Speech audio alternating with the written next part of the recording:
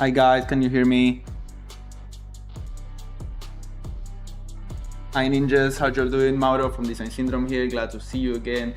This is a space on my channel to really forget about trends and effects, all the stuff that really changes with the time and really sits at the surface of design. Here we aim to go a little bit deeper into the dark and train the core fundamentals that I believe are a bit more permanent and really make the bedrock of our work. Principles and fundamentals that once developed, we're gonna really see bleed out and nurture all areas of our creative life. So if you want to become a design ninja, you're at the right place. Welcome to the Design Dojo. Glad to have you here, my guys. How y'all doing? I did the intro right this time. Let's go. I was testing today. I wanted to see if I could stream on all platforms. So this is YouTube plus Twitch and Kick, and I was having issues with the Kick. I don't know, the multi-stream, the plugin that I'm using for OBS. So that's what I was taking so much longer to come up in the stream. Sorry guys about that. So how you doing? So for the ones that don't know, I'm gonna try to always do this refresh for everyone new that just finding the Design Dojo. The Design Dojo is a space on my Discord channel where we tackle fundamental design principles through a structure of yearly assignments. This is completely free. You can join from the link below to the Discord channel. I'm gonna show you in a little bit when we go through give a little bit quick feedback on this assignment. But it's just a space to grow through community feedback, you know what I mean? To be a part of design conversations and to find a space outside social media where we can have a constructive real dialogue, you know, to really level up in a communal way, you know what I mean? And also during these streams, I try to give live feedback on the assignments, and also I try to do mine live. So all the information you're gonna have from the link below, and you need to enter the Discord channel. You can become a Patreon to support this if you want this to continue being free for others. There is some really cool perks from the Patreons, but you can check all of that from the link below. So yeah, you can join at any time, and it's for all skill levels, right? So if you're a seasoned pro, you can really revisit these fundamentals to really lock in. And if you are new, this is great because I don't see that much content around these issues, you know. It's all tools, it's all textures, it's all effects. That I love that. I have a bunch of tutorials on my YouTube channel, but I felt this is a really nice space to really build a solid foundation of stuff from assignments and exercises that I did in uni and all the places that I studied, you know. So yeah, glad to have you here, my guys. Let's see what's happening in the dojo. Now I'm seeing the new chat because I can see all platforms here, but let me know if you have any questions, guys. Here I'm gonna pull up the dojo real quick. Oh, I was at one of the rooms. So let's go. Is the music alright, or is it too loud?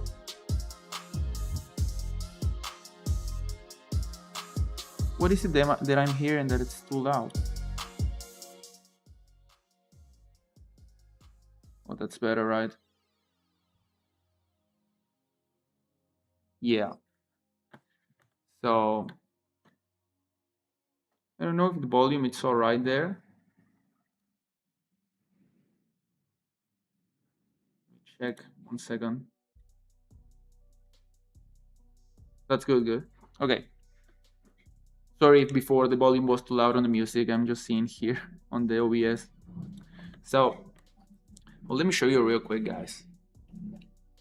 Okay, this setup that you see here, I have the Osmo here because I'm gonna be showing you we're gonna be doing some live collage of the assignment we were doing. We're gonna do the hyper symbol. So that's assignment 7 of the Design Dojo. This is the second time we're doing this assignment. I mean, it's the continuation of the previous stream that I presented the assignment, but the goal for this AI viewers, streamboot.com, what the fuck? Twitch, it's filled with bullshit, bro. So, okay. The hyper symbol, the goal of this assignment is to really deconstruct typefaces, you know, and the symbols we use in everyday writing. Previous assignment 6, was about deconstructing the symbol, you know, with precision and trying to find where the limit was, you know, where does an A stops being an A really, where is it stops being readable as such, and try with a bunch of symbols, you know what I mean. And this assignment 7, you have the full brief on the Discord for this assignment, was about picking symbols apart, you know, you picking them apart and destroying them and building them together with different parts, you know, and getting really playful and trying to see if we can come up with different morphologies, trying to arrange these symbols in a new manner, you know. It's an interesting way. The previous assignment was a lot more precise. It's much more like a research assignment to see, try to find the threshold, right, where all these symbols kind of break. And this assignment is a lot more fun. It's a lot more play, you know what I mean. Last time we did digitally, so I wanted to give it a go to try and see if we could make it this assignment with pen and paper. Sorry, with analog medium. I wanted to just really quick, I want to drop into the Discord channel. Let me show you this real quick, because here I have the awesome, but this is my, here I made this. This is the one that I printed for myself, and I'm gonna just now like drop it on the, this is the Discord channel, right? Here's the Design Dojo. Here you're gonna have all the text channels, and here's the Design Dojo forum boards properly, the gallery. Here are all the assignments that we did up to date.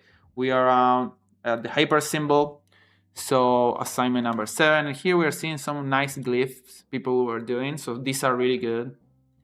I really like them. They really look like runes, which is really cool. The goal of the assignment really was to make recognizable symbols, so trying to make an A or an R with parts from other letters, but also to come up with new logics in which we could use the parts to create some new symbols, something that would look like a letter. You know what I mean? Some people here got really carried away and did like full on like the entire letter form, but this is not the assignment really, right? Because to create a typeface, an entire typeface, it's a whole different beast. Here we're trying to be playful and to create some really cool stuff, you know what I mean? We are still not trying to create a type form. We're gonna make a type form at some point. There is an exercise that I know, which is really cool to do, but it's far harder than this, you know what I mean? So here, what I wanna do, I'm gonna drop the cheat sheet that I just did to print. Let me see if I can edit the post. How can I edit the post? I need to go to the top here, and I'm gonna edit this, and I'm gonna drop in my, there. I don't want to put it, I mean, I guess I want to put it here. Like, I don't want it to go to the bottom. Let's press enter.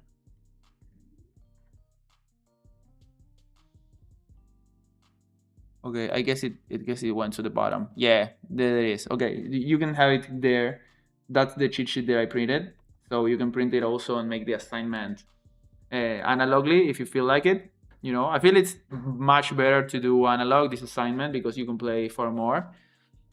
But here, let's check at some that you guys did. Let me change the camera a little bit for this one.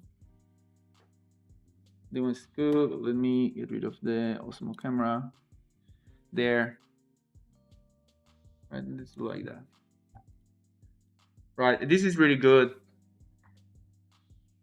This one's really good, and I don't know if you paid attention, guys, from the previous assignments that we were doing.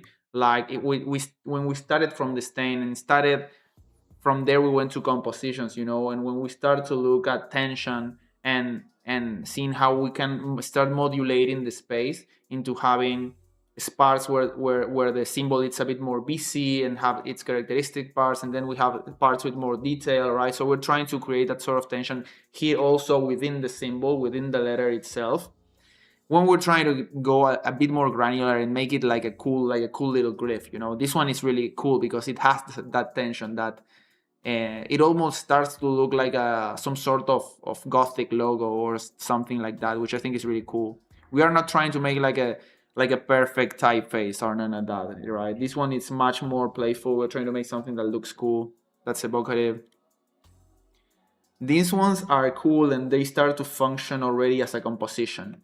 They kind of look from the same universe, from the same kind of, from the same logic. There's the same set, right? There is an element of that here already starting to work that I like it. These are good, but they're getting a bit too compressed, right? It needs a little bit more room to breathe and for us to be able to spot what's the logic that's tying the symbols together. I feel that with a lighter, a bit more thin typography, a thinner one, it would work a bit better. But this is really good. I really like again, guys, this is a much more playful exercise, and to really try to make something you wouldn't normally do. You know what I mean? To sort of experiment and see what you happen. This is a very what if assignment. You know what I mean? I think everything you can tackle with that mentality, like what if this, what if that, what happens if I do this. We'll take a look at it when I do my pieces. But wait a second, I need to move this mic.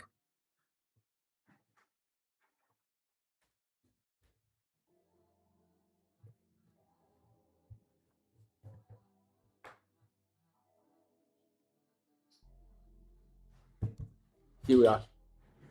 So, okay. Needed to move the mic a little bit. That's better. So, okay, here are more. These ones are really good, right? But when you look at the inner space in the symbols, you can really start to see how it's getting like too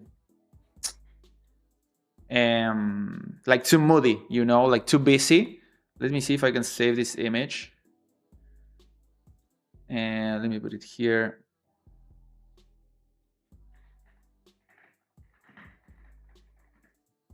And here, let's do some really quick on Photoshop, just to show you what I mean.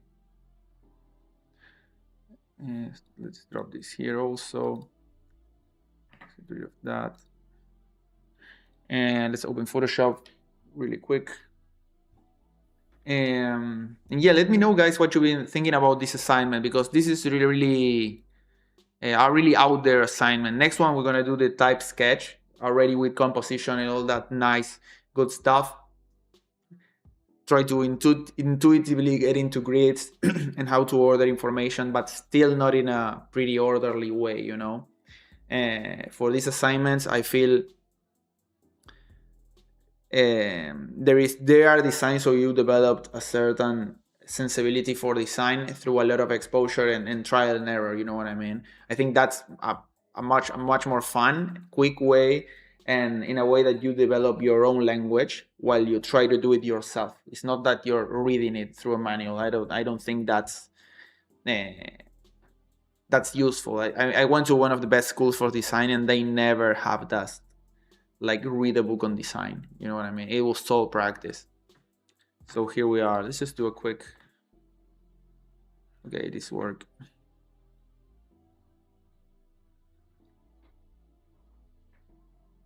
Let's drop it here. And for example, what I was saying is that, let's say if I grab these symbols, right? Let's make a solid color. My Photoshop always kind of crashes when I open it. I don't know what's up with that. So that's here. Get rid of this one.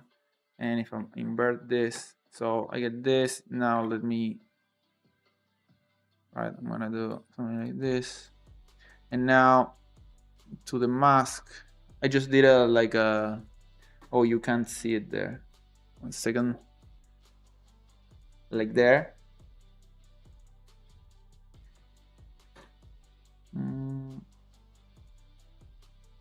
What is here?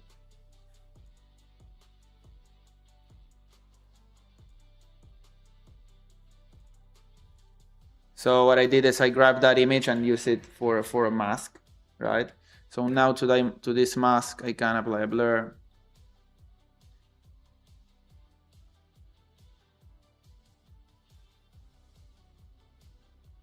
Something like that, and then I can apply a curves, and I make it really thin. You know, And that's what I meant, that what it was lacking for me. Actually, it's better if I do it with levels. You know, it needs all the glyphs need a bit more space in between the lines to have that tension that I was talking about, you know, that difference between the hard line, the thick line, and the thick line and the thin line. You know, that you get that nice motion, that nice contrast, that really makes a symbol interesting. You know what I mean? If you look at the difference, you know, so this put here.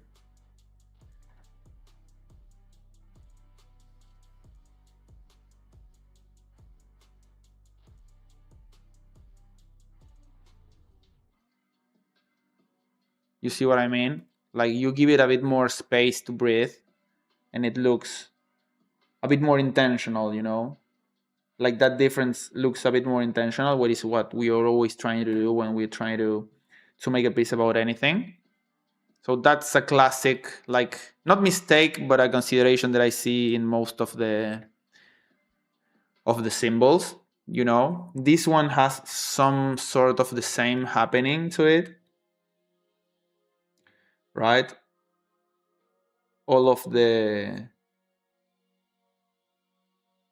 strokes are looking a bit too, like, too uniform, too monospace for the kind of symbol that they are, you know.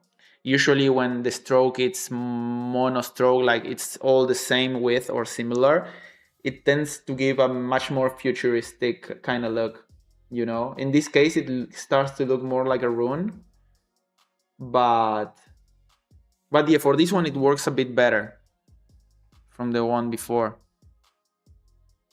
These are good. They are going. Here we have a B, for example. This could be an H or an X, maybe an R.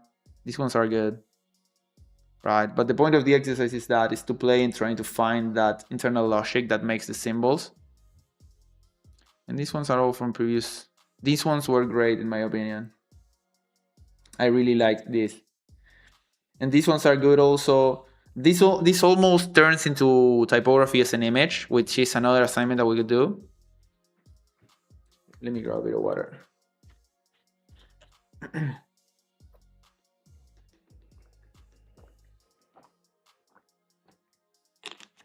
But again, these ones look really interesting, and they really have that spirit of typography as an image, and they have that play, you know, that play of the thin with the thick, you know, from the empty space and the space with image. So that break also from the nature of horizontal lines going into diagonal lines, right? This one, that break from these two curves into the diagonal lines. All those tension points are things we are trying to find when we're trying to make an interesting symbol or an interesting anything, you know. An interesting composition needs to have this sort of tension. You see what I mean? Like this juxtaposition of opposite shapes. You know, this is something that's gonna be that's a fundamental principle that's gonna repeat in all the assignments. You know, you have big, you have small, you have thick, you have thin, right? You have color, you have black and white, you have this contrast that, depending on the context, it means a different thing. Here, someone dared to do it in this manner, right? But you need to, the picture here matters a lot, but you need to take a nice picture and flatten it, you know, flatten it in Photoshop. Here, this one, it's a next assignment. This is a beautiful symbol. You know, I want to talk also about the rating system, because I give a green tick or the red cross, and it doesn't mean it's wrong. Like, this is a beautiful symbol, but it's not the assignment, you know what I mean? This is not what we're supposed to. This is not where the experimentation should go, you know, for this assignment. So that's what I mean, I guess, you know. Let me put my headset a little bit. So now, what you want to do, guys? You want me to do mine? You want to talk for a little bit, or I just jump into it? I don't know. Let me check 1 second. Let me check for 1 second what's happening with if the stream hadn't started in Kick. No, I don't think it did.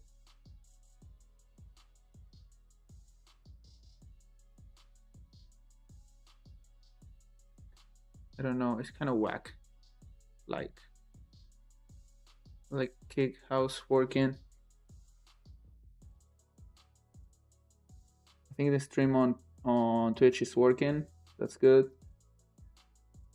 Okay, it doesn't matter. Let's just keep going.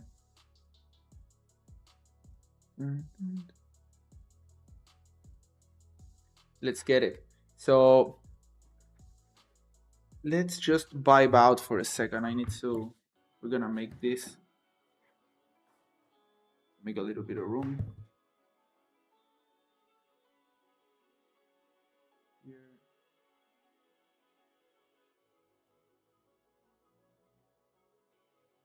Here. If you have any questions, guys, or something that you would like to talk about, just let me know, you know what I mean?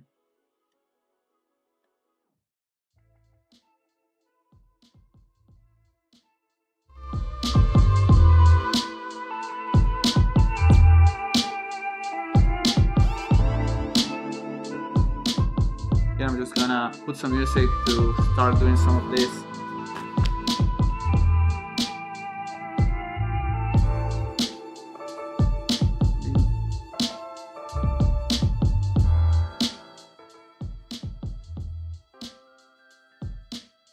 There. Let me know if the volume is too loud for me when I talk doing this. But here you can see I printed a lot of different sizes, a lot of different repetitions, you know. Some bigger, some a bit smaller, you know. So we're gonna start playing with a bit of these ones. Here's some smaller.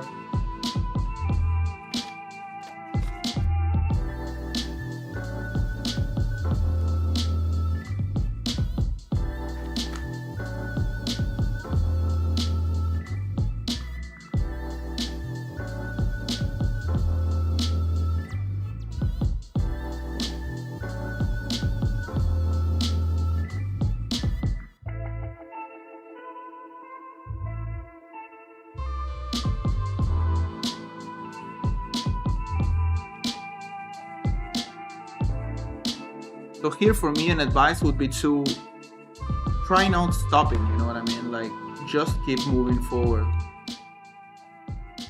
with the exercise. Like, don't overthink it too much. Here I'm just gonna start trimming some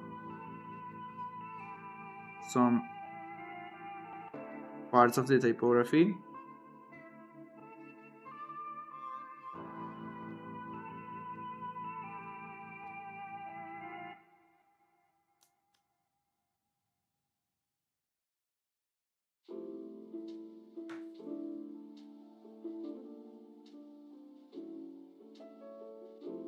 For this one, I'm gonna just start like pasting them in, like no rearranging them. It's just like move forward, you know.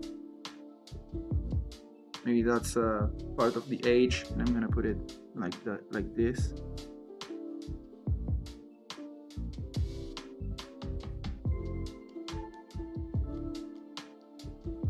Maybe now let's grab from another symbol, maybe from the K.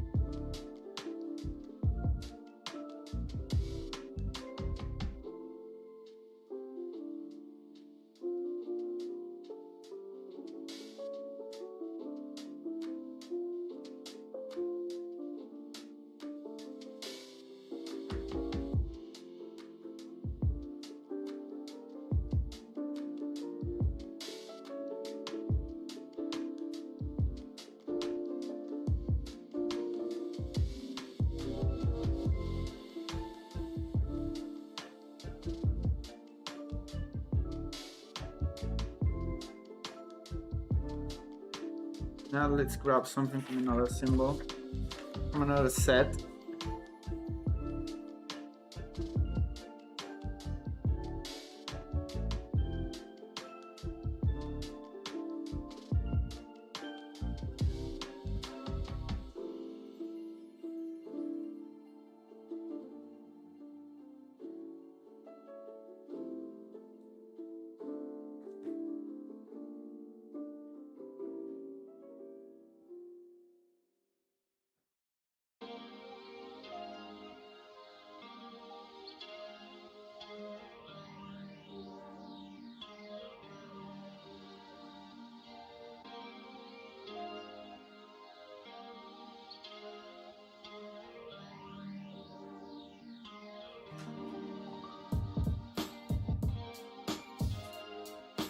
All right, and here I'm just pasting stuff and trying to find the composition that I like. I'm really not thinking about a symbol right now.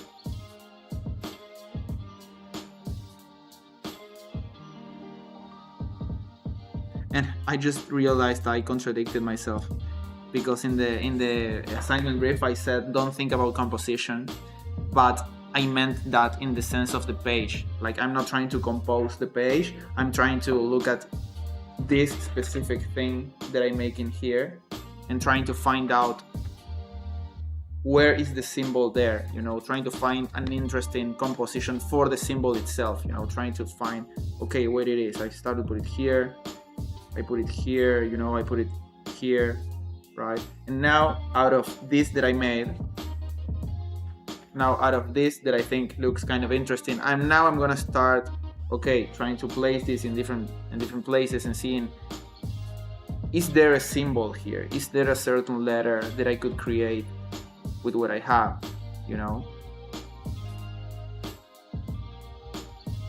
if something like that appears that could look like a symbol, I'm gonna go for it.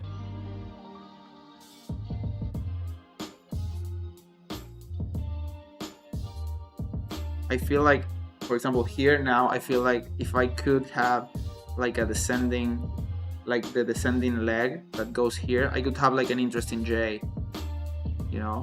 or like or something of that nature, but I would need a piece here, so let's do that. I'm gonna just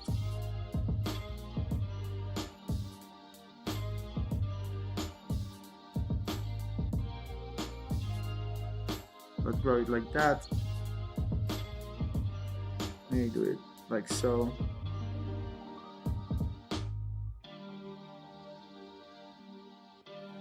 Now I'm gonna grab maybe one of these, and I like this little leg from the K, so I'll just grab that. And maybe let's leave the descending leg from the K also.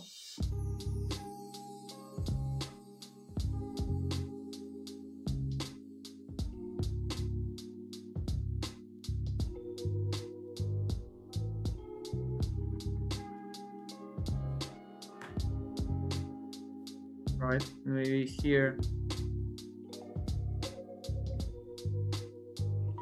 there, right? That starts to look like an interesting symbol for me. Go like that. Right, and there you can start to play. There, look. That looks kind of fire. See, but we are playing with the tension within the symbol. We're trying to come up with we're trying to find, what's the internal logic of the symbol, or the composition within the symbol itself, parts that are a bit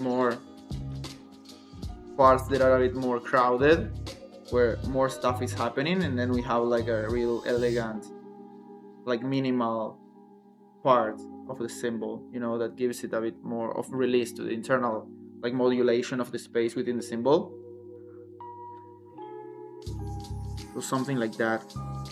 And I feel we could add something more here, like kind of like something around this part. But actually, let's keep that part of the symbol like similar to this. So let's grab this part from the G.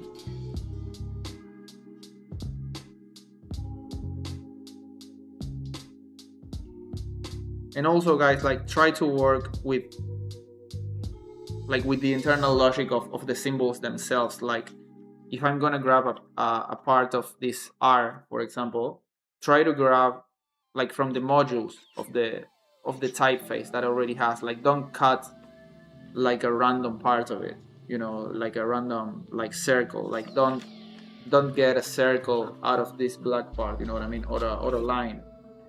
Get like an entire module of the typeface and try to work with that, you know.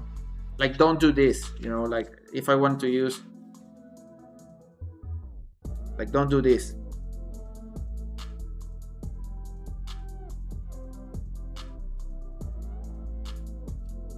Like, don't do that, you know. Let's use it.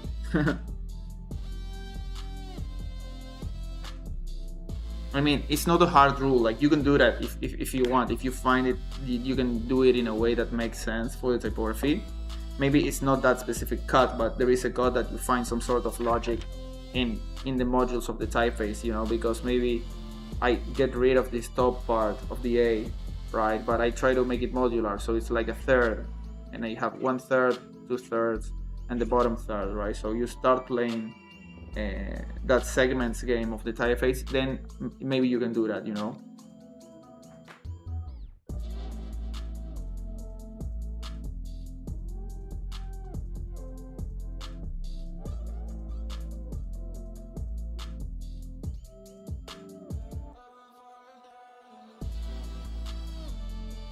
You know, it has like a certain, like, Japanese, some Japanese like logic to it. It feels like kind of strokey. I like that. But so this is cool. Let's do more.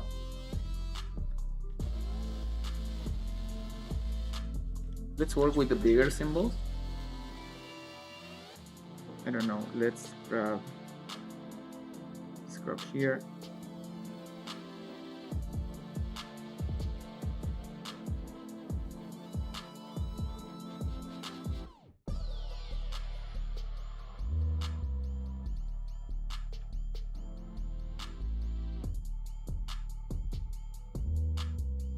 That one, and let's grab, I don't know, I like this part of the Q, so let's grab this bottom half.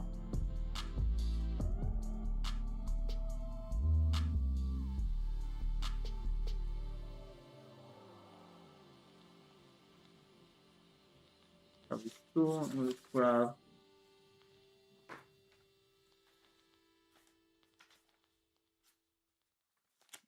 something a bit more hefty. Let me put this over here. Can you hear me all right? I guess all right.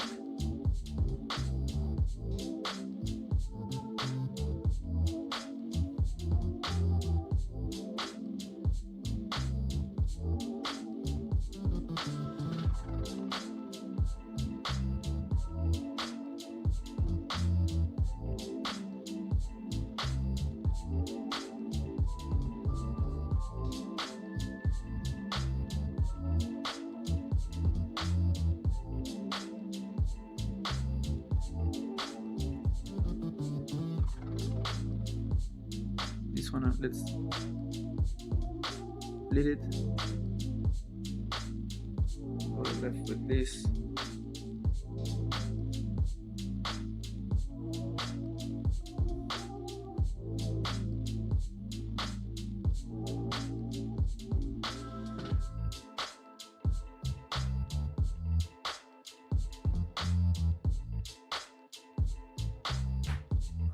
Have this. Let's see what can happen.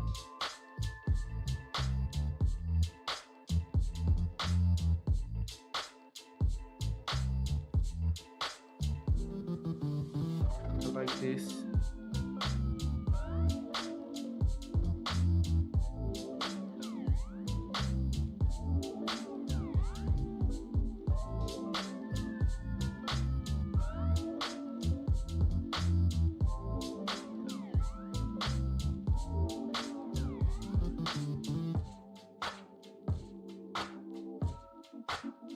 Hard.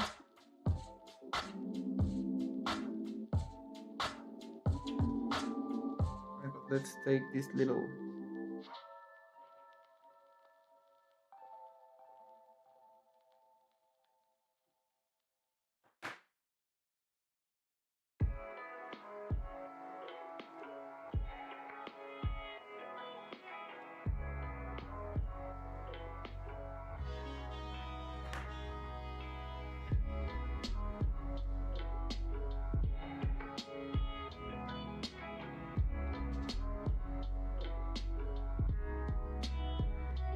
kind of cool.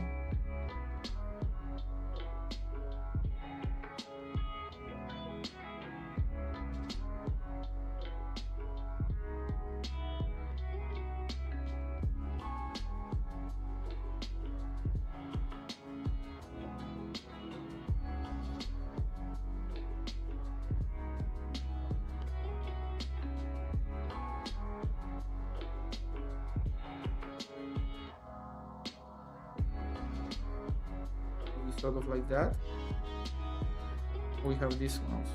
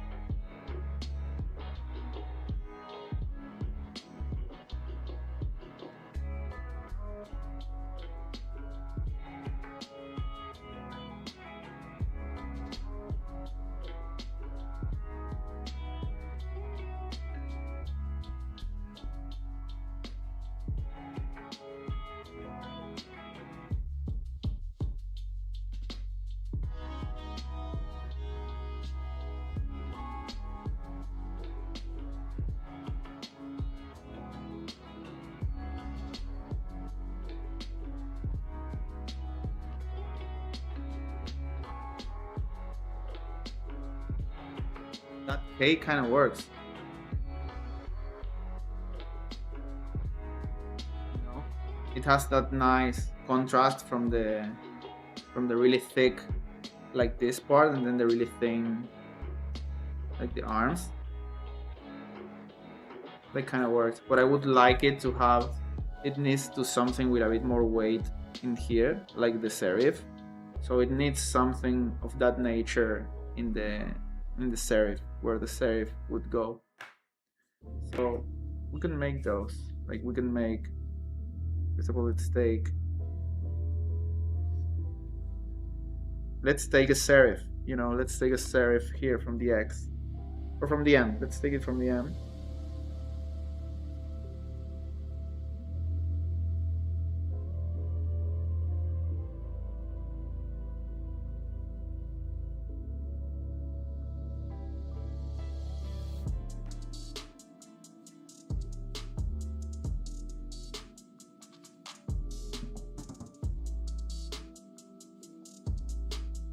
See what happens if the serif, if it's like upside down.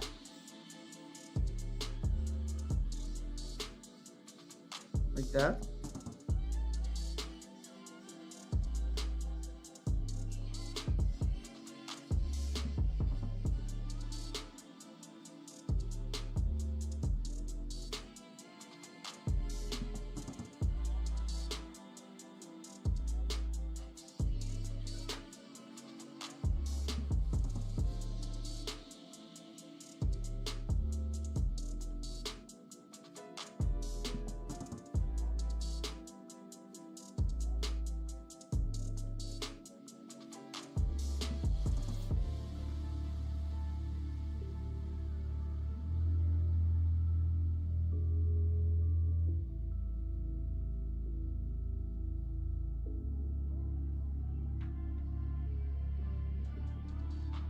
That's like a nice K.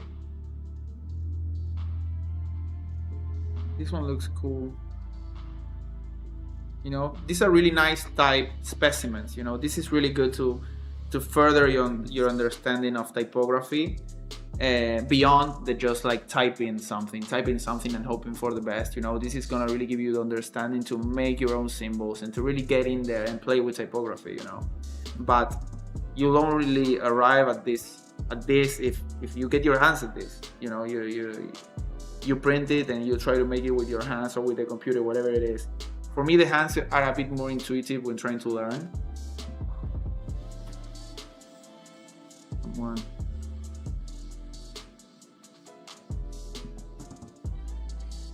Oh, here, someone just dropped something on the Discord.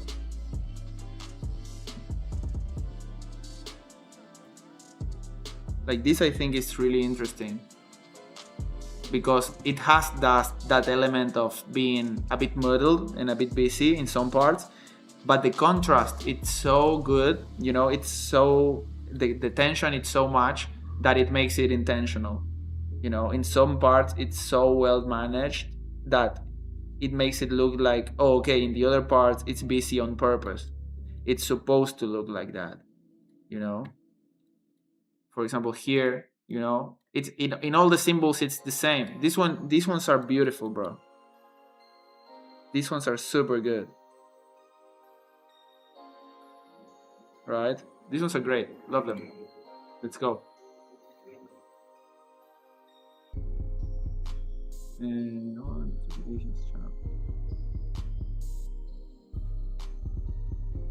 We're live. Let's go. Let me share it on Instagram real quick.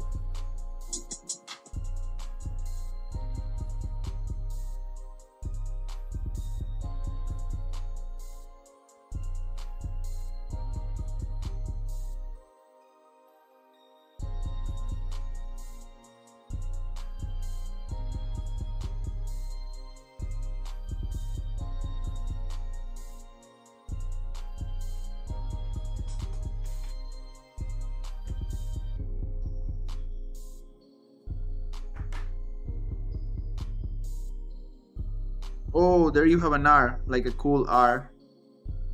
Look. Oh, sorry. Where the fuck? Like, that's a nice R. You know? But I kind of like the K, sort of like that, you know? But let's keep making, like, adding stuff, you know?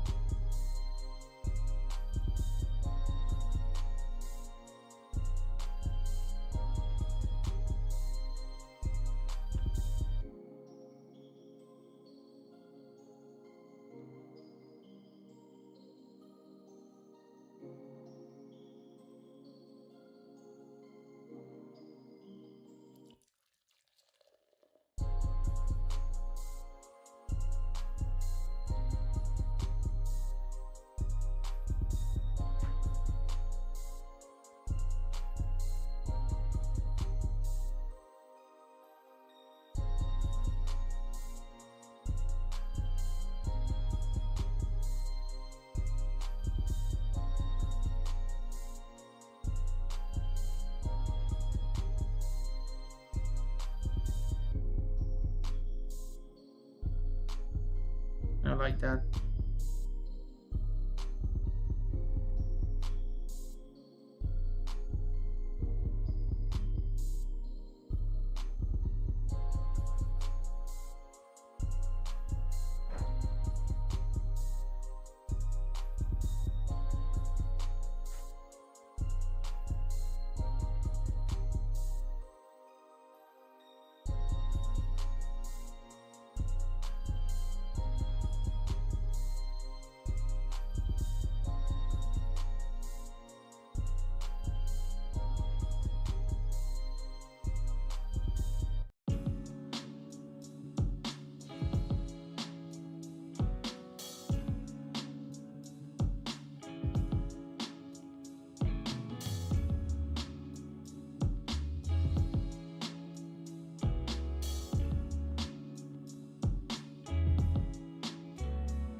That's too much.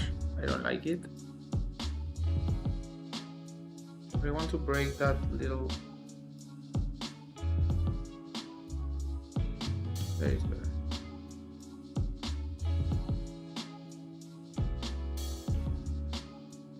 That's a funny K. But it's interesting, right?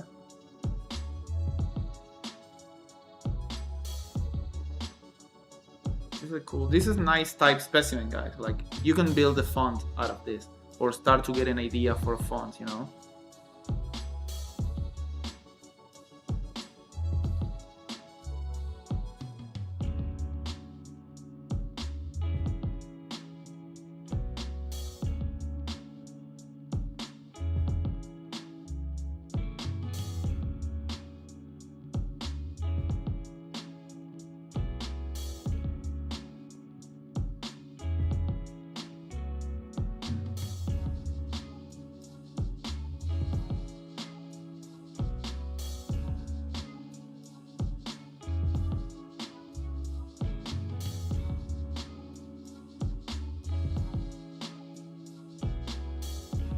better without it.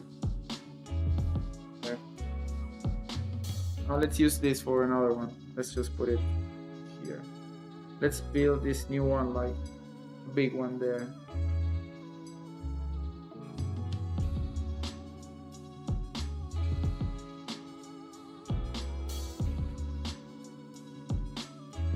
Right, so since I have this really thin part, now I'm gonna try to work with typography that's a bit more, that's thicker, you know?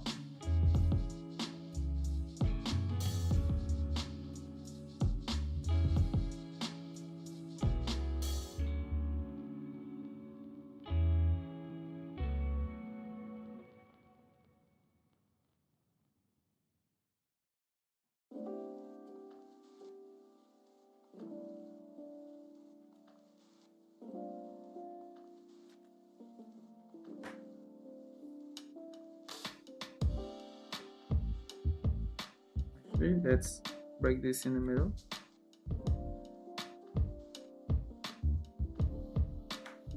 I want to make like a bigger symbol, so let's take our space. And I don't know what symbol I'm gonna make. I'm just trying to arrange stuff in a way that a symbol usually arranges itself, you know? But that was why it was good to do the previous assignment, because that way you get a better feel for it, for where stuff usually goes on a symbol.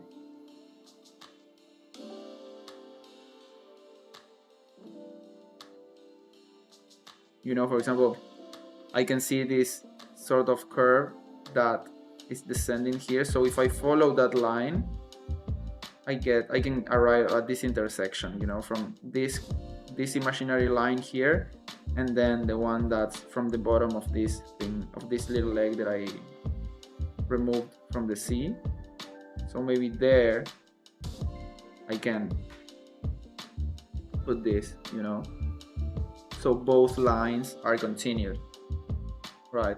You get this here that arrives there, and then this, and this way you try to find what are the relationships, you know, between the shapes, and in that way the symbol starts to build itself, right? So you try to find those relationships.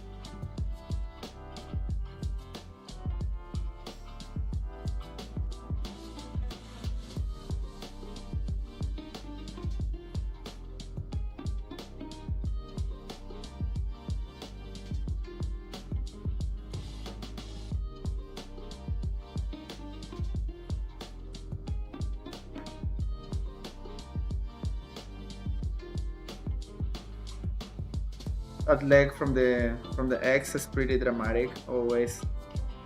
It's a really cool one.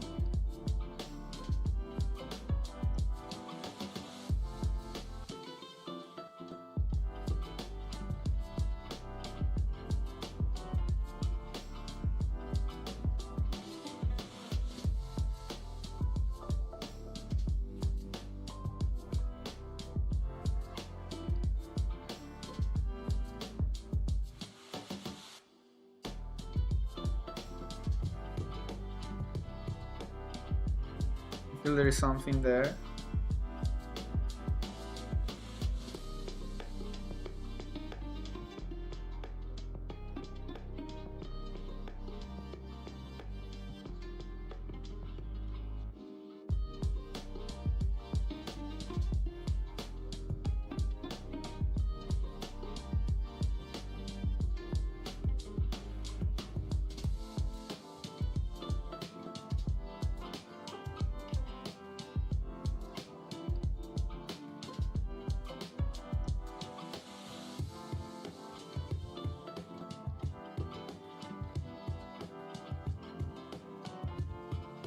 Let's leave this for a time.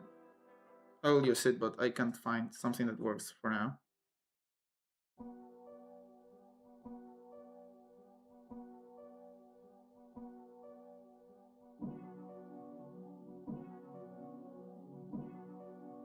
Greetings, bro.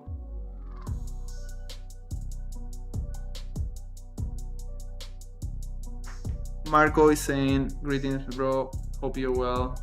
I'm fine, bro. Glad you are as well. Hope you are as well, I mean. Sorry.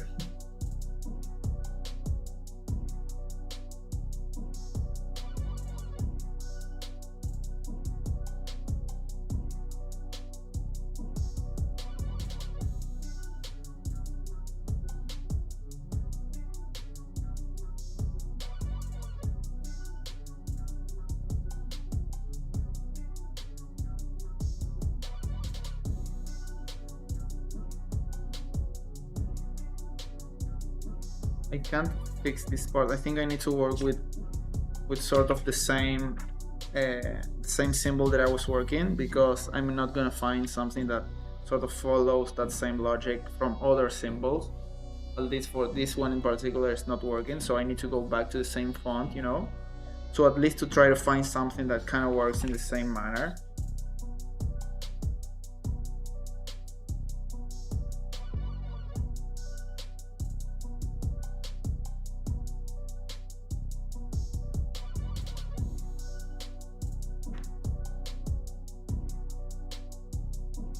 There's something like that I like. We need to get rid of that white, little white light, so I can put it flush against the, I can put it flush against this, you know.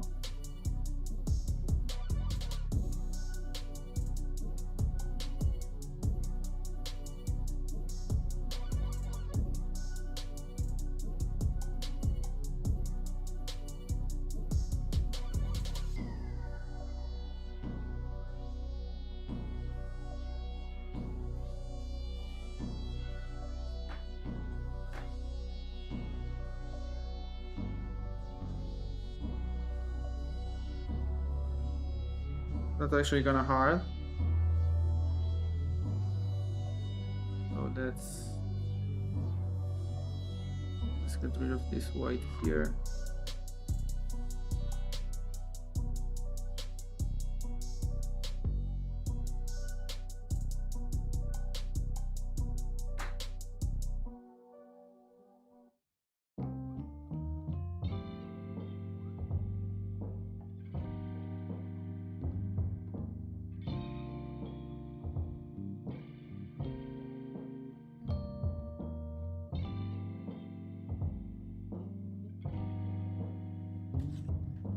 It's like, looks like a cool E, you know.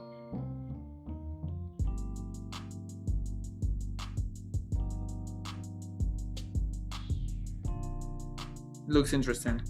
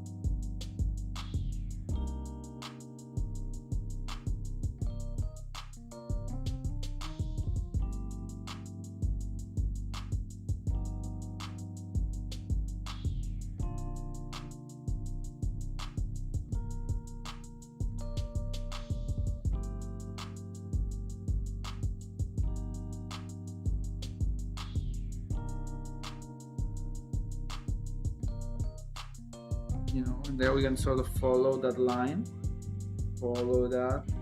Maybe we can have that sticking out here. You see how that reinforces like sort of that line, and it looks like it's breaking the symbol. I don't think we turn it around. That looks cool as well, but I like this reading a bit better. And it works, right? Oh, my back is killing me.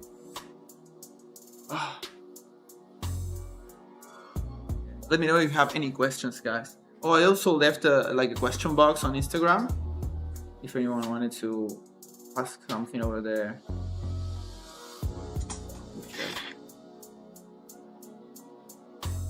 Okay, I just did it.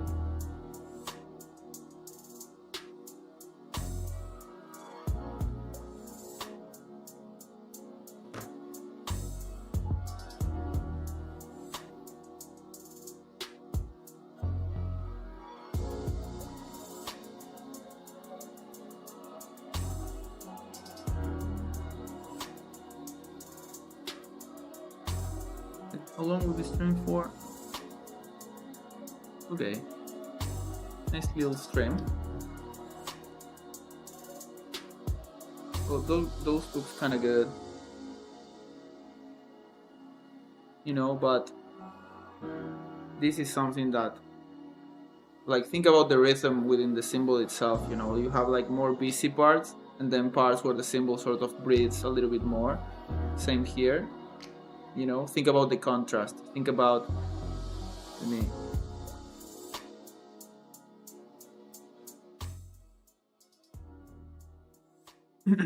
like, think about the contrast, you know, in the parts that the symbol is more busy, the parts where the symbol is allowed to breathe a little bit more, right? Thick stroke with thin stroke, right? Really close loops, really busy, and then parts where it's a lot more elegant, right?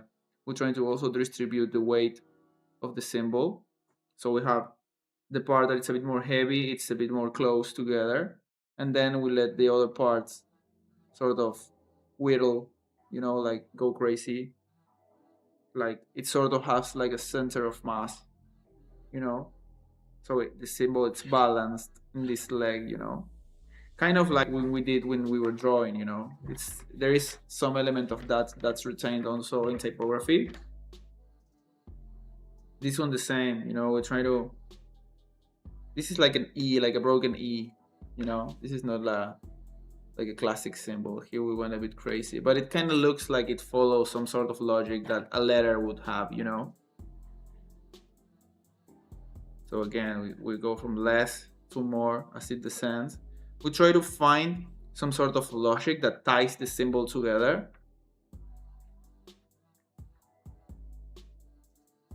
No, these are good. Let's do a couple more. Let's switch to a new page.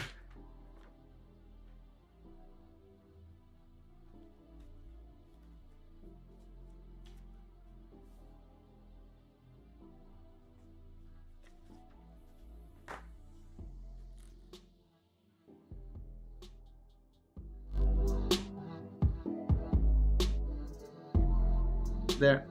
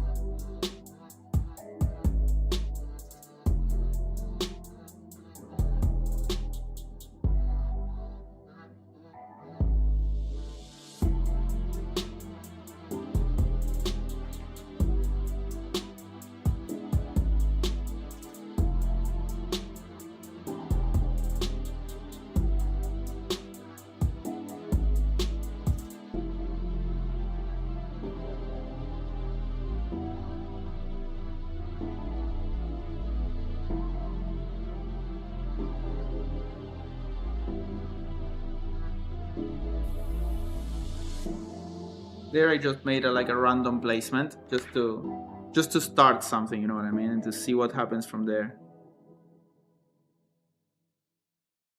Like this one, I'm gonna be a bit faster, just to not think about it that much and just to see what intuitively happens.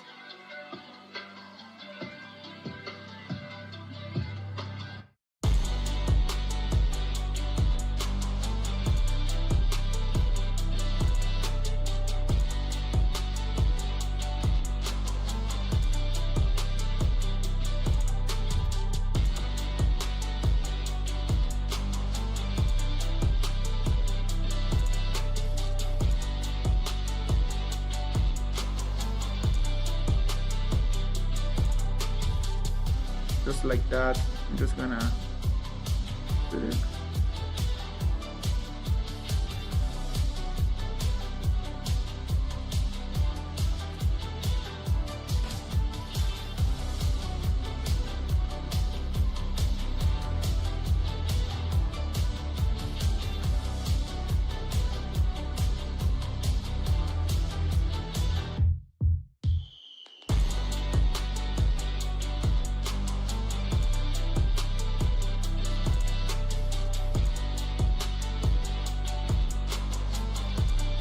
That's kind of crazy, kind of good.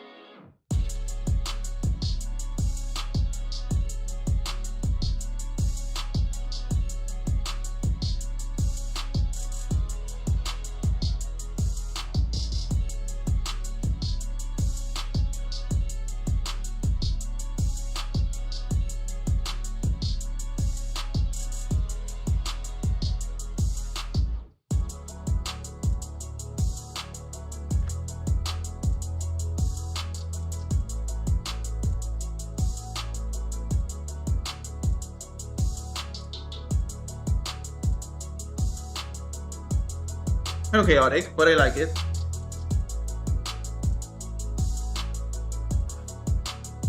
Like, killing it.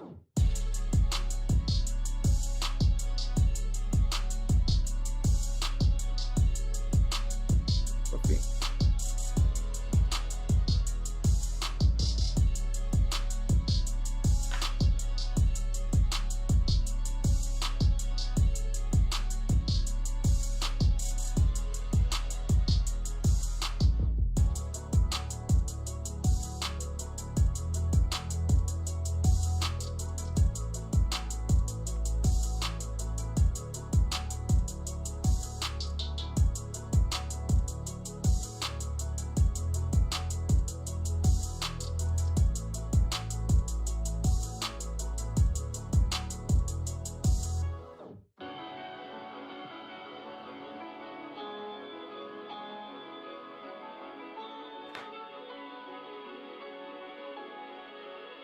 I think doing it by hand is awesome because in a sense it limits you doing it digitally all the time. There is an endless possibilities and it can cause you to really overthink.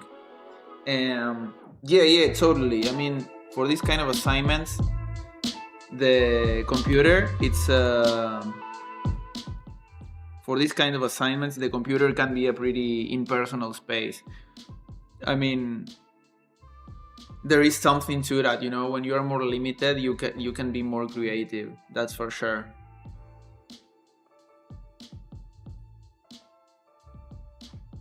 But there's also like a different relationship with the shapes themselves.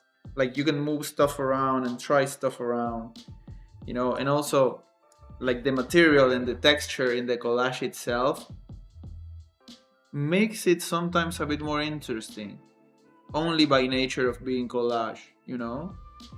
The certain accident that happens, it makes it look more human, you know. That little thing there that I didn't cut it like perfectly, that adds a bit of information to the collage itself. The little stroke I left for the outline of where I cropped, it also adds a bit of information. The shadow that's produced from the different cutout pieces, it creates some additional information that makes it look, that adds information, makes it more interesting. It's another hierarchy level, you know, that's provided to us from the material itself that makes it look better.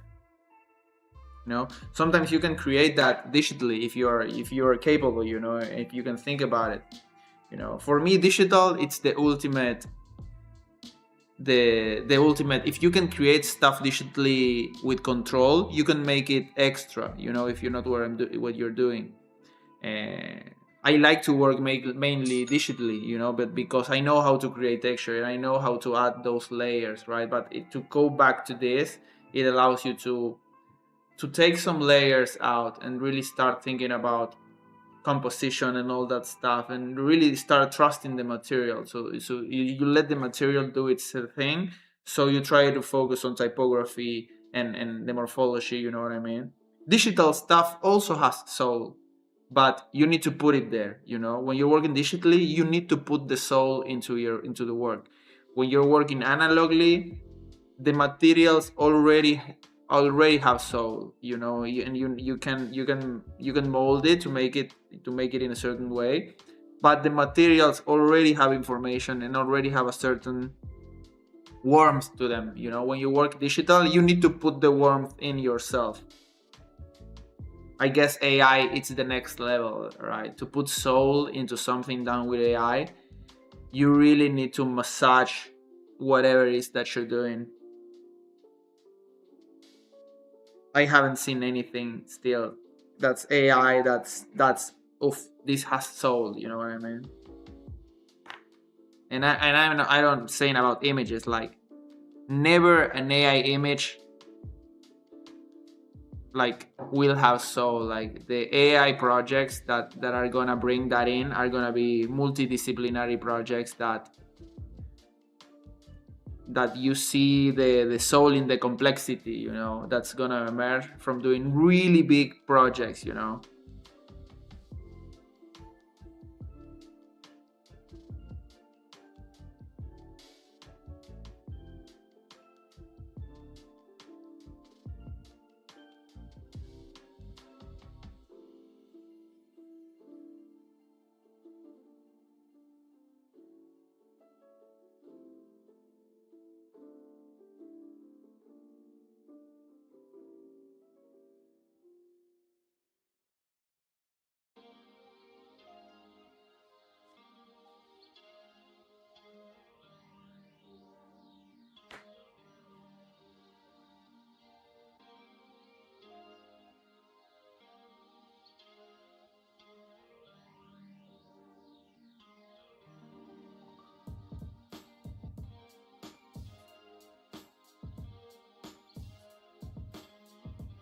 That could be like a 2. It's like a 2. It's like a 2. I like it.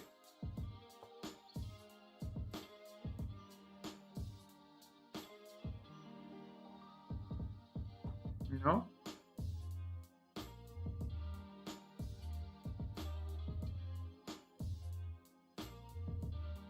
Boom. Like a 2. Do you see it? Like a 2? Or am I tripping, chat? Yeah. Like it. So yeah, those are the ones. I think we're done with this. Like,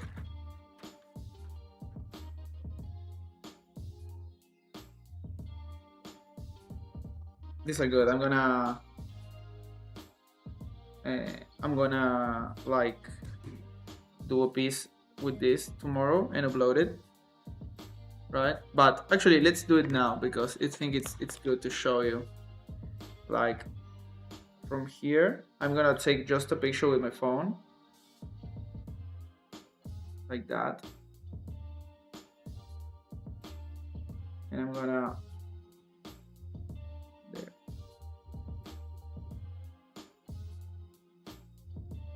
Like that angle is perfect, bro.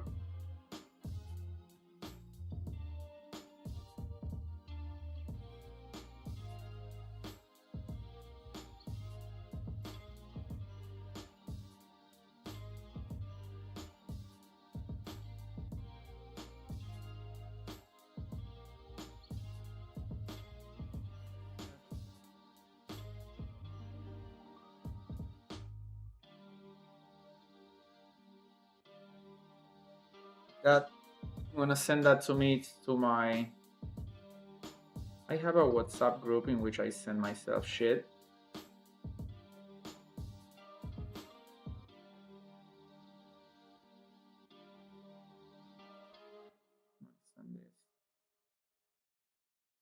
Send this.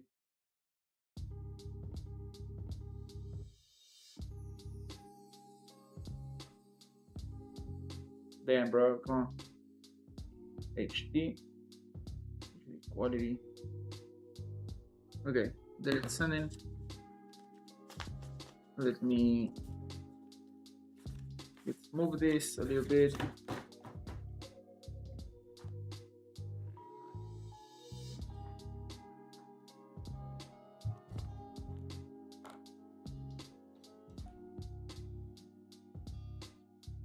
Oh, guys, look at my keyboard. Like these are my keycaps. The Design Syndrome keycap set. You can grab it from the 100 site. All the texture. It looks amazing. I really love it. This is the bleed set.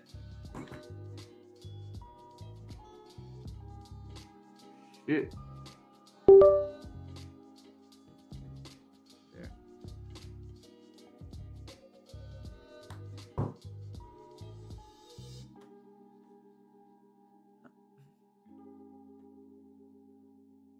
Like this. Let me go back to this camera for a little bit.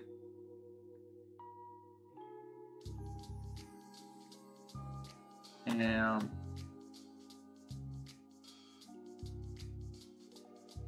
need to grab the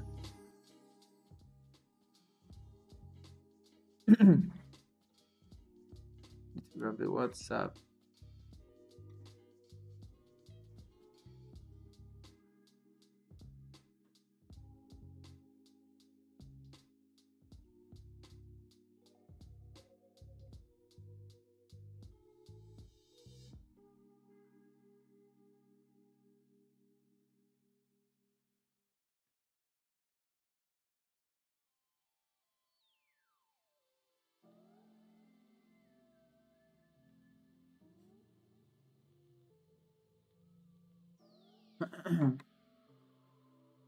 So here you have them.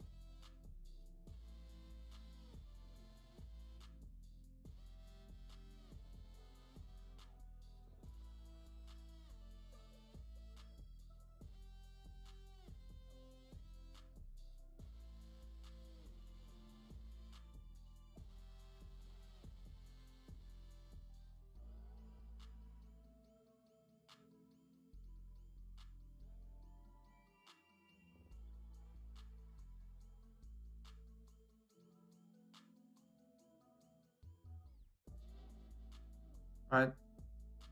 I'm gonna copy this, for example. I'm gonna just copy this,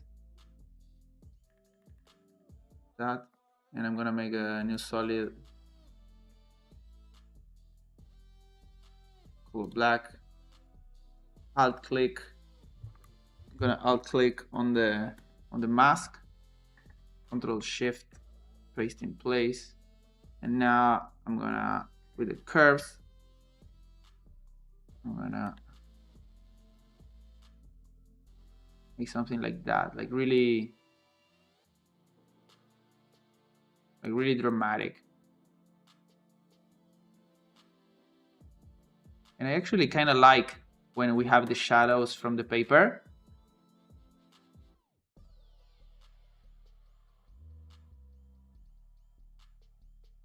That works. I'm gonna invert this.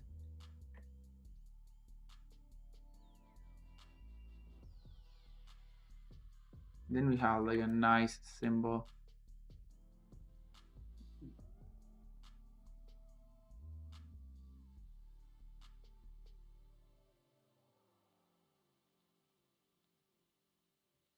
Not good. To the other one.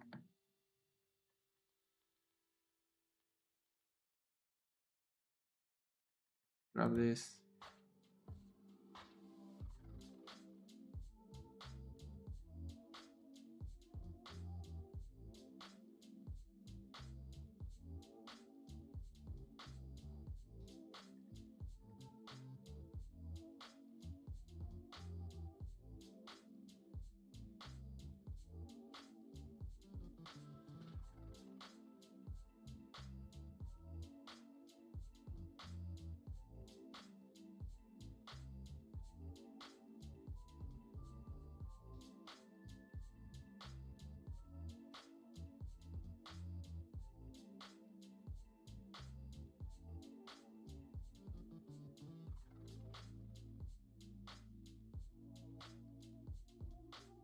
Oh, this one's really sharp.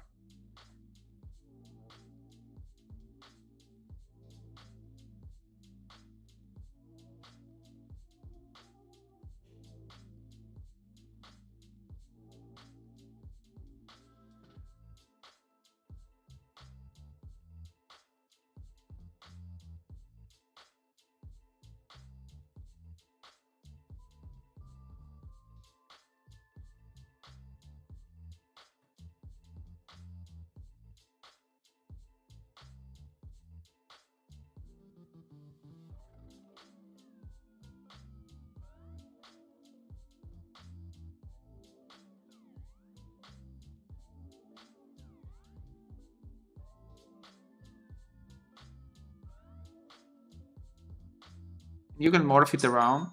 You can see if I'm really aggressive with the shape, you can morph it even longer, and it works, you know.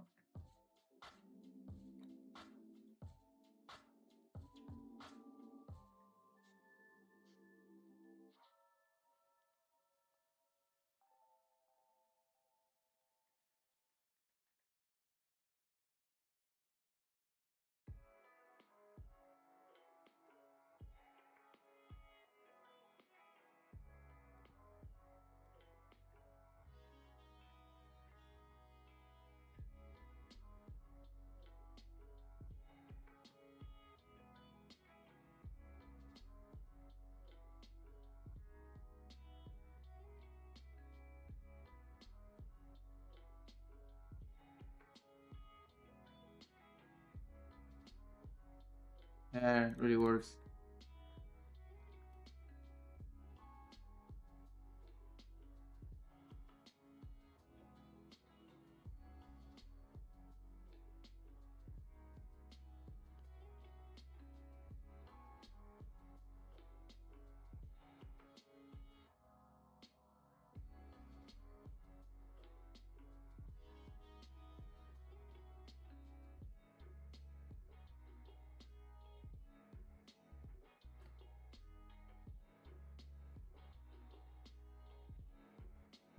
For example, out of something like this, that's really developed, you know, this looks already pretty good.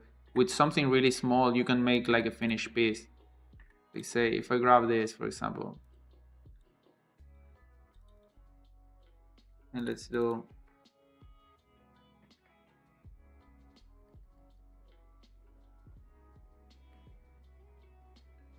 style. So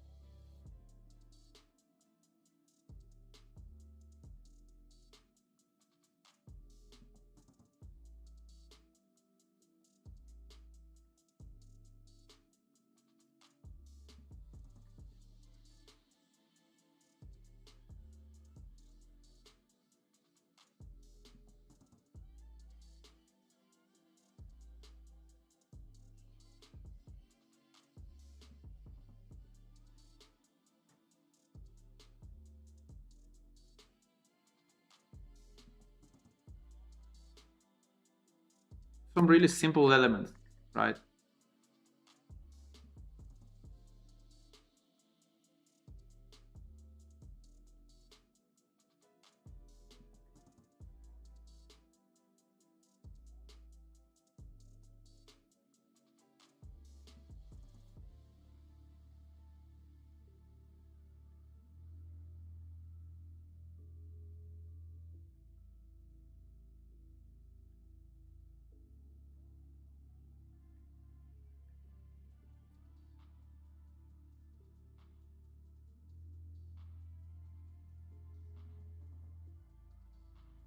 Something like that, you already have something that kind of works, you know.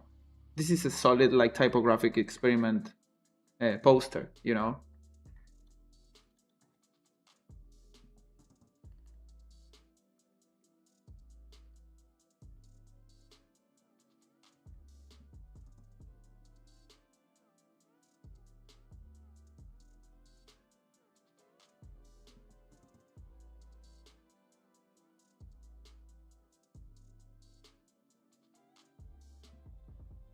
Let's make up like a grid here using this.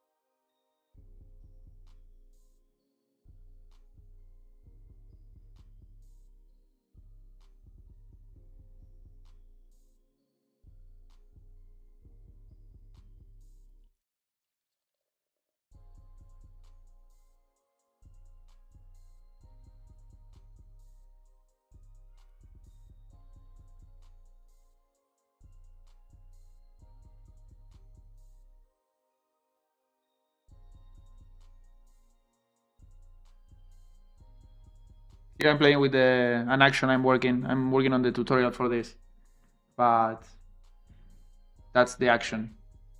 Is to make like a trace paper effect, like tracing paper effect.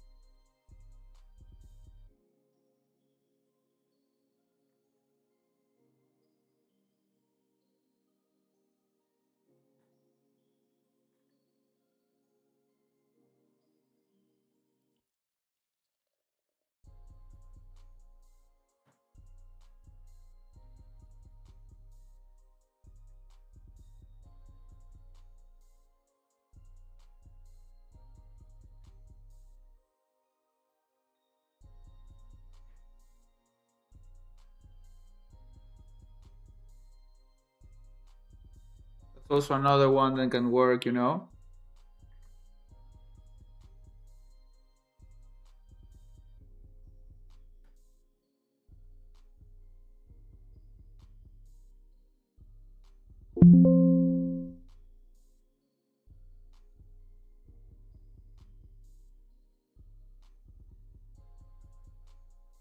No, I'm working on it. I'm working on that very action. Is the one that I'm working on right now. This is the action. So let's say I have, I don't know. Let's say I have all of this right here. Right.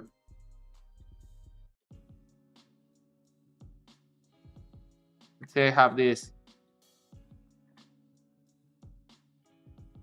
like so now. Right, and I have this over here, and you press play, and it does that. Right, and then you can come here. This is the paper, and you can make it more or less transparent. You can make it clearer. You can make it wider, like that. And I need to work.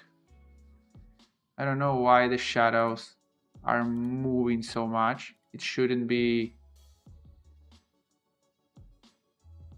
It should be like that, but it should be far less. I don't know why it moved.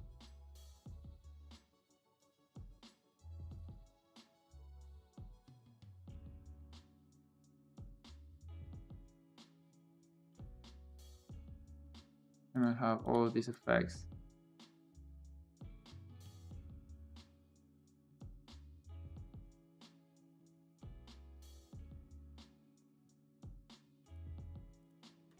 Right, and you can even drop a picture inside.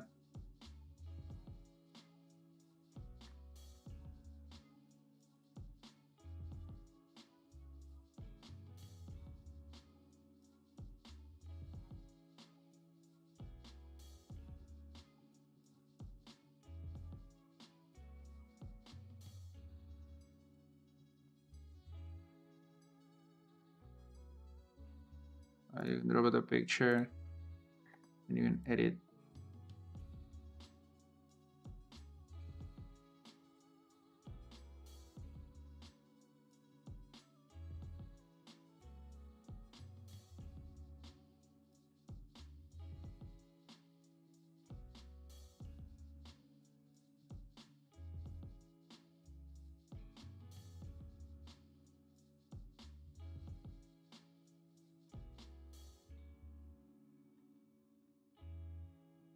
Yeah, there is not the action yet, but I'm gonna teach you. I will teach you guys how to do it. How to do that for free, and then you're gonna have the action if you want to.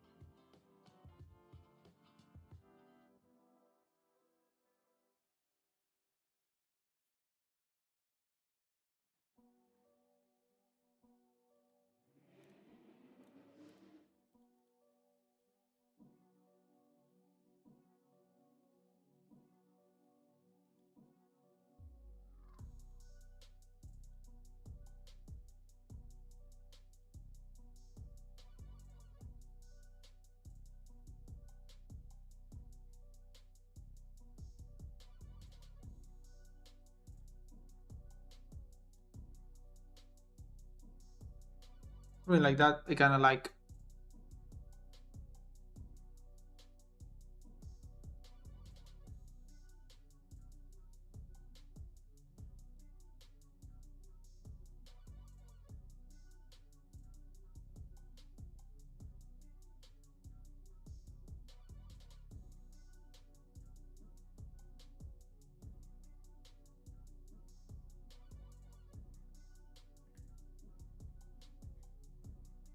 You know, and like that you can start making some pieces out of what we made, you know what I mean?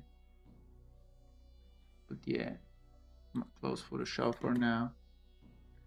Some were asking something. Let me take a look. So bro was asking, how do you limit your possibilities? How do you limit your possibilities? When I learn new things, see new styles, or like something, or sometimes for things because I want to make something look a certain way. Or even with client work, I sometimes drive myself crazy trying to overdo things so it looks like I did this awesome thing. It really depends, like where you're at in your journey. I feel like as a creative, the gap of what you can make and what you want to make, it always gonna exist. Your taste will always exceed your ability, and that's a good thing. I think there is a healthy distance that can exist, which is when you're mostly are gonna feel the most aligned with your work. But at some point you need to recognize the gap and recognize that it's always gonna be there, right? And there is something to say. I'm not sure what I would say about the wanting things to look a certain way. That it has a lot to do with how we consume design these days, and we're always looking at the work of others, you know, and we don't really know their process. All we know is the work that they put out, and we don't really know how to achieve that. And we want our work to look that way or that, right? But that's not really that honest and productive with the way we work, right? So I think a much better way of tackling it is just do your work in the best way you can. Like, it's like the work that we did here, you know, like this kind of work. It's good because you're not trying to copy anyone, you're trying to find something out, right? And when you start playing, all of a sudden something appears, right? And in that context, it doesn't happen that you feel like, oh, I want this to look like something else, because that's not what you're doing. This is what you're doing, right? So this trains a lot also that mentality of what you're doing and trying to morph it into something else. You know, sometimes what you're doing, it's what you're doing, right? And you need to develop also the taste to know when it's enough. You know, when the work is done, it's done. But you'll only achieve that sensibility once you have worked long hours and enough times in your work. You know, your work, it's something that you need to work on. It sounds pretty abstract, but the more you work on your work, you know, that resolution and that, yo no sé cuál, you know, that way of seeing it and knowing when it's done, it's gonna just happen. When the more you work at it, you're gonna start to develop that. Because it happens to me all the time that I want it to look a certain way, but at a certain point I know that the piece is done. You know, it's done and it's good enough for what I'm trying to do. Sometimes I'm trying to do something for a client and I know that it's good enough, and to do it better I would have to start again or keep pushing. But I know that for what I've been hired, it's good enough. Sometimes if I have the time and the energy and I can see a way forward, I push forward. If I don't, I don't. You know, I remember for one recent client work that I had, it was like, and also you need to remember, like, the client sometimes is hiring you for the work that you already showed, and what you already did, it's what they want. You know, sometimes we think that with each client we need to take our work to the next level, and it's nice to have that mentality because you want to push the envelope and push your work further. But you want to push your work further also because you want to find out something while you're doing the work. You know, you want to be in that moment of creation because that's ultimately your life. I don't want to always chase the, oh, I want to be the one that made great work. You know what I mean? Sometimes that moment may have or may not happen, you know, but there is a diminishing returns when you're always trying to push the envelope with the anxiety of not knowing if you're gonna be able to, right? Like, I rather just, and this is an exercise you need to, like, this doesn't happen for me every time. It's an exercise that you need to pull yourself on in the, oh, I'm making this and I should put my focus on this because I'm enjoying this and I want to make this the better that it can be, not for the praise or making it better, because it's fun to do it. It's fun to be here and to make it. The moment your mind goes into, this is not what I want it to be, it's the less productive for this, you know. You have the less fun and it's actually worse for the piece, you know. Learning the sequence has learned a lot rather than trying to force everything to one, getting it out through the sequence. Yeah, that's also a thing, you know. That's from the Dojo assignment we did on the sequence. It's like, don't try also to tell everything with one piece. You have time to tell a story and to get a point across, you know. Sometimes your work, maybe sometimes one poster doesn't say a lot about you, but all the posters that you make, all the your corpus of work will tell a more complete story. And maybe that's what fire, not one single piece, but the entirety of what you make, right? I guess the core idea here is not to experience your work in your mind, like how you wanted it to be or what it could be, you know. Like, what your work could be will happen eventually. After you do a lot of your work, your best work, your worst work will start to appear, and that will be the thing that it becomes ultimately. But you need to go through the steps of making it, right? You only achieve that work that you want to make through iteration and through a lot of every time, one more, and in that process, little by little, it starts to appear, you know. And sometimes it's similar to the work of others and sometimes it's not. We can't all have unique work, right? It will emerge, you know, like for the trained eye, you know. It's like listening to techno, you know. Like, for people that don't listen to techno, all techno sounds the same. This is kind of the same. You get sometimes outliers that their work is really unique and really different, but don't be so quick to judge yourself if your work is not out there yet, or maybe never. I don't feel, for example, my work, I don't feel it's like that's crazy pushing the envelope thing. I'm really proud of my work because it fits me and because I managed to find a way into having it work for me, you know. But when working, when judging the pieces by themselves, and but they are what they were, is just a conduit to allow ourselves to spend time here and doing them, right? So the more time we spend doing the work here, doing it, and actually present in the action of making it, it will be better for the work, and also better for our mental health, you know. And not trying to live always in what it could be. What it could be will be when it should be, you know, after a lot of work. So don't try to push it, just keep doing the work. And the moment you feel tired or you feel like you don't know where to go, that's the moment to stop, you know. The moment you think you're not sure if you should stop, there you stop, you know. There you stop and reassess. You leave it for a day and you'll come back tomorrow and you'll know, you know. And it's going to be a long period of time in which you're going to turn around work you're not sure, you know. I did that for a long time, and then you start to adjust and reevaluate, and you get a better feel for it. And after some years, you're going to know, you know, when your work is done, and you know when you could have gone further, you know. There is, it's like with everything we're doing in the dojo, like there is not a single answer that I can give you in the sense of it's like this ABC, you know. That's gonna be the wrong answer always, the one that gives you the formulaic answer, you know. They gives you like the answer, you know, that's final. It's never like that. What I can tell you, it's a mode of acting which taught me how to figure it out for myself. That's ultimately the only thing that I can do, you know, because there is no final advice. There is not master advice. It doesn't exist. because all of our experiences are different. We are different in a bunch of different ways. So I think the best advice I can give you is like, put yourself through the thing, and ultimately you'll find it how you work, you know. But you need to, maybe with that awareness, you can start working, like paying attention to that, right? And not trying to look for the answer, but to craft it. You craft it in the way it appears to you while you work.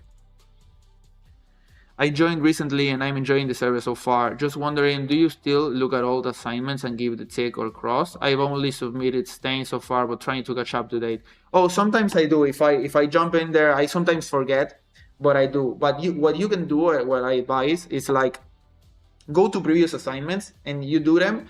And if you're not sure, look at your work and look at the work of others. And if they look alike, try to use their rating for yours. You know, like, one of the key things from the dojo, and that I actually took for myself in university, is like, you don't need to always be talking about your work. You know, one of the best skills you're gonna learn is to extrapolate your work, right? Read at what is being said, what is being discussed about other pieces, and maybe see if that is happening to your piece. You don't need specific advice on your work. What you need is to understand what's happening in your work and see elsewhere if you can see it, because I guarantee we are all humans, and I guarantee the mistakes you're making, others are making as well, you know. And this exercise is really good, because I mean, the exercise of trying to see the characteristics of your work in the work of others, and vice versa, you know, because that's a tool for watching and for looking at other work that you like, right? What's happening with this piece that I really like about this great artist that's making it work? You start to understand that logic. But to be able to do that, you need to have the vocabulary, right? So that's what's important to be a part of the conversations, and don't only wait for feedback. Like, try to say something, even if it's wrong. You know, that back and forth is gonna teach you. It's not gonna teach you per se, but it's gonna allow you to build a certain vocabulary that's gonna allow you to understand. You know, because if you don't have the vocabulary, or even the confidence to sort of put what you think out there, that's never going to happen, you know, because you're going to need that for a client, right? You're going to need that to defend your work. And so I think that's massively important, you know, when working in the dojo, which is how you work in university. In university, is like that. You put your work up there, you need to defend it. The teacher is going to fucking run it through the ground, and then you can defend it or say, oh no. And there has been a lot of instances in which I don't agree with what you're saying, and that's perfect. That's great, because there's where you start to sharpen your vision, and to have your angle, you know, and to have your style, right? A style, it's not an effect. That's also another thing that I think it's really important. Like, a style is not an effect.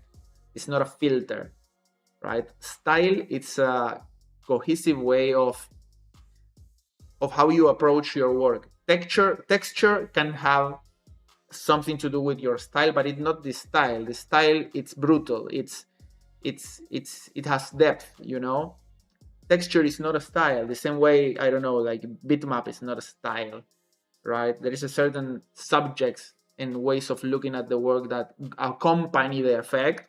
That's the style, you know. But for that, you need to really get in there. Perfect. Thanks, man. Makes sense. I watched the last couple of recent stream assignments anyway, but didn't want to jump on the new ones till I done the first ones. Yeah, that's great, but don't get like, you want to jump on the deep end, just do it. You know what I mean? Because the dojo is gonna reset the next year.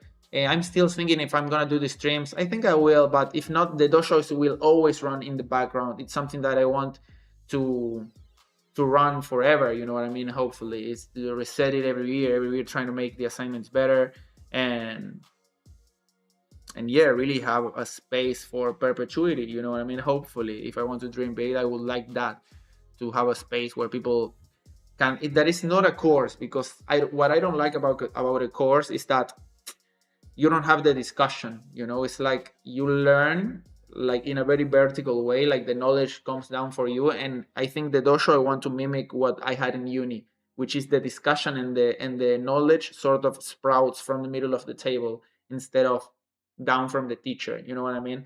It's a way of learning that's much more communal and engaging, you know. And it's not that you're learning, you're trying to craft the theory by which then you apply it, you know. It's not like you're taking it out of a book, you're finding out, you're figuring out how it works. And that, I feel, is much more powerful than learning in the traditional sense, at least for stuff like design. You know what I mean? That's really hands-on, and it's really, because it's so nuanced in a motricity way. You know what I mean? It's really delicate, and I don't think it's something you can learn by, oh, this is this and this is that and this is called a grid and you use a grid like that. Those kind of tips are helpful, you know, but I know designers that never touched a grid and would wipe the floor with me. You know what I mean? Like, it's not about that design, it's about other kind of stuff. But yeah, hopefully we all learn this, you know, through the dojo. My work has got, and I'm sort of doing the assignments, and my work got better because of them. You know what I mean? Because I got reconnected with this. And also, we live in an era that new tools come out every day, you know, trying to strip us from the process, you know, in some in good ways, some in other that I think are not that good. I'm not here to hate the tools. I sell tools that are to make our life easier in some aspects, you know, but where's the limit? You know, where's the limit in which the tool actually blindsides you and strips you from not taste but insight that you need to have, you know. You need to have, like, nowadays it's all about taste. You need to have a taste, but there are certain ideas. Taste gets reduced to language and to prompting, you know, and to having the words. But some ideas can only be this movement of the hand when you're working, when you're doing collage. Some ideas can only be translated in that way. Some ideas can only be danced. Some ideas can only be synced. You know, not everything goes by prompting and by taste. You know, there is visual taste, but there is a lot of other taste that comes with the craft, you know. But that will only be apparent to the people that have craft, you know. Some people have taste, amazing taste, others have craft and amazing craft, right? And the people that have craft and taste will have the entirety of the paradigm, you know what I mean? They see the apple from both sides. They only see it like from one side, which is like the taste side. So yeah, that's my bit on it, right? So, because I know some of these assignments may look outdated to some, you know, I totally get that, but we are trying to go for those permanent issues. You know, tools change, trends change, fundamentals don't change, and they apply across culture, across mediums, which is the most important. You know, composition, tension, you're gonna find that in video editing and cooking and fucking arguing, you know, and battling for a prize. How do you design a menu is the same way. How do you design like like a shot list for a movie? You know, there is all that balance is there in all disciplines, in all mediums, I feel like, you know. So I think we shouldn't like lose track of that. That's it. That's kind of it, guys. Yeah, I had one question I wanted to answer from the Instagram because the other ones were pretty long. I can't remember. It was something about lurking on the server. Oh, it's okay to be part of the dojo, but not do the assignments due to time constraint to chat with others. Yes, I mean, you're not necessarily, if you don't want to do the assignment and just lurk, that's fine. You want to take a look at the boards and see what's being discussed in the assignment boards, you can do that. You're gonna learn a lot if you at least be a part of the conversations. You don't need to be doing the assignment. You're gonna get the most out of it if you do, but if you want to just be there and fucking like talk with people, that's perfectly fine, you know, like you can do that. That's why the space is set up also, you know. Build connections, talk with people, find out what other people from the other side of the world are fucking thinking, you know. Also, that's super crazy to do because typography exercises change. You're gonna see how the language changes from someone that maybe has an Arabic language to people that are from the States, people from Latin America, how they all relate to the shapes they make and the posters they make while they are in their formative years, you know. Then when we all get homogenized, when we are all professionals and we got our taste kind of homogenized, all our work, the work as you start to move upwards in the career, starts to look kind of the same of the other, because you start working, references kick in, and the work sort of homogenized. But when you're starting out is when the work is the most different and the most, you could say, the most unique also, right? While you get better, your work gets the same, and you get the outliers that get like the work gets the same, but some outliers make their work different because of different reasons, right? So don't hate also the learning phase. Your work could be the best at this stage, right? So keep that in mind as well. So yeah, guys, that was kind of everything for today. And yeah, let's see you. Bye bye. No. But yeah, this is it. Let's see what you guys been cooking on the Discord next week. Next week we're gonna be doing more collage, but the type sketch. Now we get into more like page layout, composition, all that good stuff. That's gonna be a really great assignment. We'll really start to kick in the more fleshed out pages for typography, right? This is gonna be the end of the more ludic assignments, and now we're gonna jump out into page layout and all that good stuff. You know what I mean? So yeah, hope to see you there, my guys. Hope to see you there. You already know how it is. Bye bye. See you on the path, guys. See you on the next one. Bye bye.